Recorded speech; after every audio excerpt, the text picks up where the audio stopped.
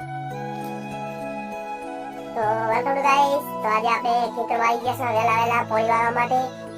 મારા પપ્પાની ગયા મશીન ચાલુ કરવા માટે. ત્યાં ઘડી કીધું નાનો મોટો બ્લોગ બનાવી દઉં. તો ગાઈસ અત્યારે શિયાળો છે એટલે કોઈ ઠંડ પણ બહુ આવે રહી, તો શર્ટ ફાટી ગયો એટલે શર્ટ નથી પહેરી લાવ્યો.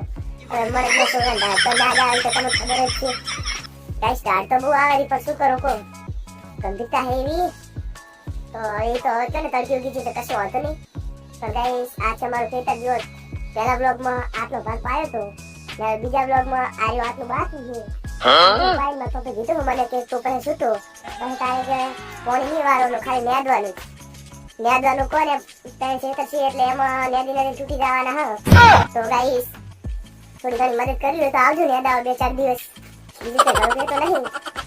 તો આપણે હજી મશીન ચાલુ થયું કેમ નહીં?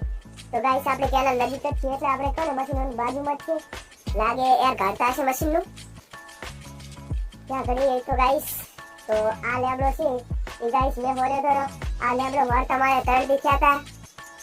કેવો હોર્યો? મસ્ત હોર્યો હે તો કોમેન્ટ કરી કેવો હોર્યો હે.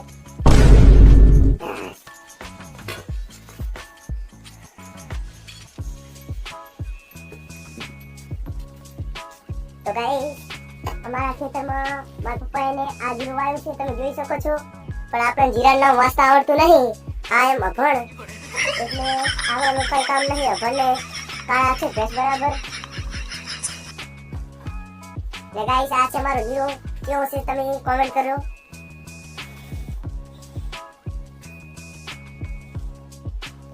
ગાઈસ જીરામાં કઈ ઠકાણું લાગતું નહીં. મારે એવું કહેવાય તો નહીં, પણ ગાઈસ જીરામાં બહુ ઉતાર થાય છે. એટલે કે જીરો તો વાયુ તો બહુ ઘાટું પણ આ ઉતરી ગયો છે. હવે ઈ તો ભગવાનના ભોગ. તો ગાઈસ હવે આપણે બ્લોગ ખતમ કરીએ છીએ.